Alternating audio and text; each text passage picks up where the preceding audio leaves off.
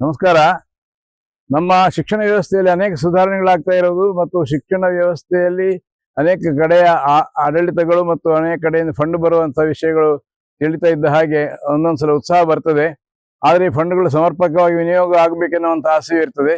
ಸದ್ಯ ಗೊತ್ತಿರುವ ಒಂದು ಬಹಳ ಮುಖ್ಯವಾದ ಒಂದು ಮಾಹಿತಿ ಅಂದರೆ ನಮ್ಮ PMC ಶಾಲೆಗಳಲ್ಲಿ ಕರಾಟೆ ಶಿಕ್ಷಕರು ಮತ್ತು ಯೋಗ ಶಿಕ್ಷಕರನ್ನು ನೇಮಕ ಮಾಡುವ ಬಗ್ಗೆ ಪ್ರಕ್ರಿಯೆ ಆರಂಭವಾಗಿದೆ ಅಂತ ತಿಳಿಯಿತು.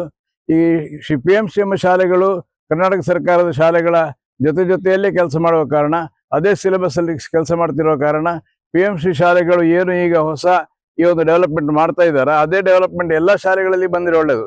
ಯಾಕಂದ್ರೆ ಕೆಲವು ಶಾಲೆಗಳಲ್ಲಿ ಹೋಗುವ ಮಕ್ಕಳಿಗೆ ಮಾತ್ರ ಯೋಗ ಮತ್ತು ಈ ಕರಾಟೆ ಶಿಕ್ಷಣ, ಉಳಿದವರಿಗೆ ಇಲ್ಲ ಅಂತ ಇರಬಾರದು.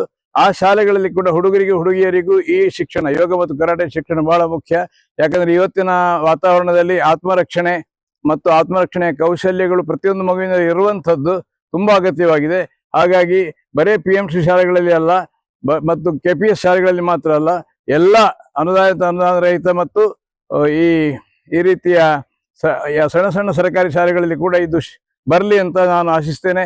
ಆ ರೀತಿಯ ವ್ಯವಸ್ಥೆ ಮಾಡೋದಕ್ಕೆ ಶಿಕ್ಷಣ ಇಲಾಖೆಯಲ್ಲಿ ಸದ್ಯ ಶಿಕ್ಷಣ ಮಂತ್ರಿಗಳು ಇಲ್ಲದಿದ್ದರೂ ಕೂಡ ಮುಖ್ಯಮಂತ್ರಿಗಳು ಈ ದಿಸೆಯಲ್ಲಿ ತುಂಬಾ ಆಸಕ್ತಿಯನ್ನು ವಹಿಸಿ ಹೆಜ್ಜೆ ಇಡಬೇಕು ಅಂತ ನಾನು ಒತ್ತಾಯಿಸ್ತಾ ಇದ್ದೇನೆ. ನಮಸ್ಕಾರ.